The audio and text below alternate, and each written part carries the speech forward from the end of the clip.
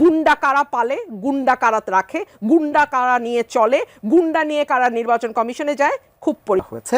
Almost আমার গায়ে ধাক্কা দিয়ে আমাকে ফেলে দেওয়ার চেষ্টা হয়েছে।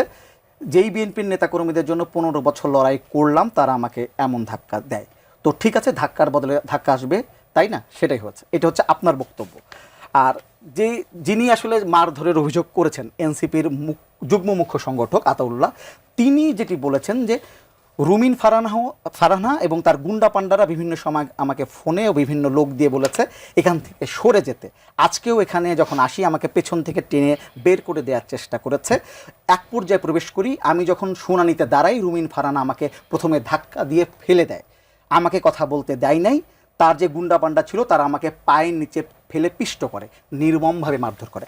আপনি অভিযোগ করেছেন যে বিএনপি নেতাকর্মীরা যেখানে ছিলেন তারা আপনাকে ধাক্কা দিয়েছে, সেই মাঝখানে এনসিপির একজন নেতা কিভাবে মার খেয়ে গেল? এই প্রশ্নটা আমারও। কেন আমার? এনসিপির লোকাস স্ট্যান্ডাই কি?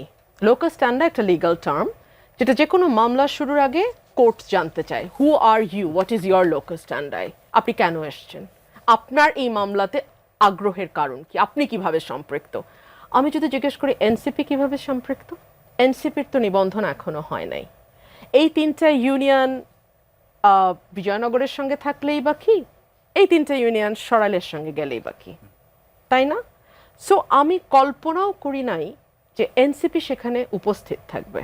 এক। দুই হচ্ছে, যখন কমিশন আমাকে ডাকলেন, আমি কমিশনে নেক্সট টাইম আবার বক্তব্য দিতে দাঁড়ালাম, কারণ তাদের বিজয়নগরের পক্ষ থেকে খুবই এলোমেলো কথাবার্তার, মানে ছন্নছাড়াভাবে কেউ বিএনপির পক্ষ থেকে এসছে, কেউ এনসিপি, কেউ ক্লিয়ারও করছে না কে কোন দলের পক্ষ থেকে এসছে, ক্লিয়ারও হচ্ছে না, হই হট্টগোল হচ্ছে, তারা তাদের মতো করে বক্তব্য দিচ্ছে। তা আমি আবার উঠে দাঁড়ালাম, বিকজ আমার 2টার সময় কোর্ট ধরতে হবে। আমি উঠে দাঁড়ালাম যে আমি বক্তব্য দিই, কমিশন আমাকে পারমিশন দিল। আমি যখন গিয়ে পোডিয়ামে দাঁড়ালাম বক্তব্য দিতে, দেন হি পুশ মি, আ গায় উইথ বিয়ার, মানে একটা দাড়িওয়ালা ছেলে আমাকে পুশ করে আমার কোর্টে যখন ধাক্কা দিল, তখন আমি ঘুরলাম পেছনে। প্রথম আলোর ভিডিওটাতে আপনারা এটা পাবেন। আমি ভেবেছিলাম বিষয়টি বিজয়নগরের পক্ষে যারা এসছে, যে বিজয়নগরের সাথে 3টি ইউনিয়ন থাকুক তাদের কেউ, সো আমি বলেছি বিএনপির নেতা কর্মীদের কেউ কেউ এটা করলেও করতে পারে।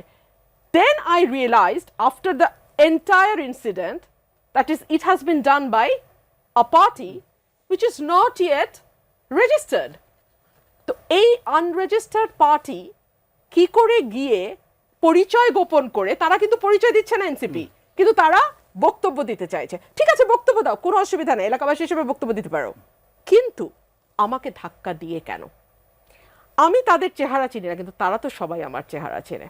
চেহারা চেনার দরকার নাই। আমি একজন আইনজীবীর পোশাকে, আইনজীবী মহিলা, আমি নারী, আমি সেখানে রিপ্রেজেন্ট করছি একটা পার্টিকে, আমি তো সেখানে লিগাল রিপ্রেজেন্টেশন দিচ্ছি, সেখানে can you push me? So obviously political ইয়েতে আমি তো মনে করি এখানে যারা বিজয়নগরের ছিলেন তারাও বিরক্ত হয়েছেন, যে কারণ দিন শেষে তো আমি বিএনপির নেত্রী, সো তাদেরও এটা খুব ভালো লাগবে না যে এভাবে আমাকে ধাক্কা দেয়া। এক।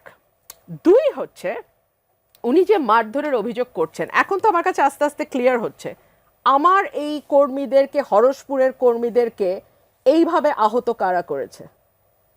আজকে যে আমার গায়ে হাত তুলতে পারে যেই দল, সেই দলের পক্ষে তো এই ধরনের ঘটনা ঘটানো সম্ভব, তাই না? এগুলো আমি কমিশনে জমা দেব।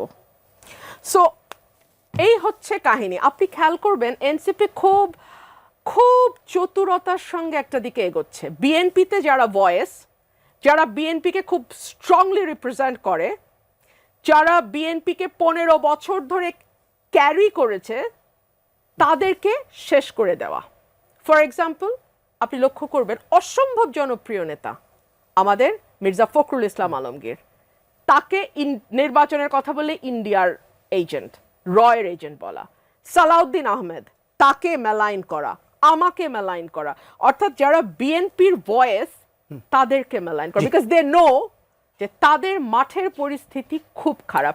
বিএনপির বয়ানটা যারা তৈরি করে, কিংবা বিএনপির যেই গ্রুপ অফ পিপলকে দেখে সাধারণ মানুষ বিএনপির প্রতি অ্যাট্রাক্টেড হয়, তাদেরকে আঘাত করা তাদের। এবং আমি এখানে আরেকটা কথা বলতে চাই, বিএনপির কিছু কিছু নেতা হয়তো তাদের সাময়িক স্বার্থ সিদ্ধির জন্য কখনো তাদেরকে পয়সা দিয়ে নিয়ে আসে, কখনো তাদেরকে দিয়ে ব্যবহার করে নিজেদের প্রয়োজনে, এগুলো তো আমরা আপনা- বুঝতে পেরেছি মিটিং থেকে জি, বেরিয়ে আসার পর। এই বিষয়টা নিয়ে আরো কথা বলবো আপনার সাথে। আমরা একটু ছোট্ট করে তারপরে সেখানে এনসিপি নেতা হাসনাত আব্দুল্লাহ একটা প্রতিক্রিয়া দিয়েছেন, হ্যাঁ, দিয়েছেন প্রতিক্রিয়া, প্রতিক্রিয়া হ্যাঁ, দিয়েছেন তিনি। আমরা প্রতিক্রিয়া শুনে আসি, তারপরে আমি একটু আলোচনা আসছি। Sure.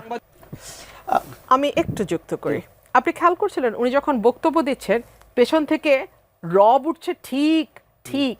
এই গুন্ডা বাহিনী যদি আমি নিয়ে যেতাম, আমি তো একটা 10 মিনিটের প্রেস ব্রিফিং করেছি, পেছন থেকে কেউ চিৎকার করে বলেছে ঠিক ঠিক? বলে নাই। গুন্ডা কারা পালে, গুন্ডা কারা রাখে, গুন্ডা কারা নিয়ে চলে, গুন্ডা নিয়ে কারা নির্বাচন কমিশনে যায়, খুব পরিষ্কার। 1 না 2, আমি যখন শেখ হাসিনার মুখের উপর দাঁড়িয়ে পার্লামেন্টে বলেছিলাম এই সংসদ অবৈধ, তখন হাসনাত আব্দুল্লাহ বঙ্গবন্ধুর উপর রচনা লিখে সেটা পাঠ করছিল বিশ্ববিদ্যালয়। সার্জিস আলম একটা চোরের মতো শেখ হাসিনার সামনে এভাবে দাঁড়িয়েছিল। ওই ছবিগুলো আমাদের কাছে আছে, আমরা ভুলি না।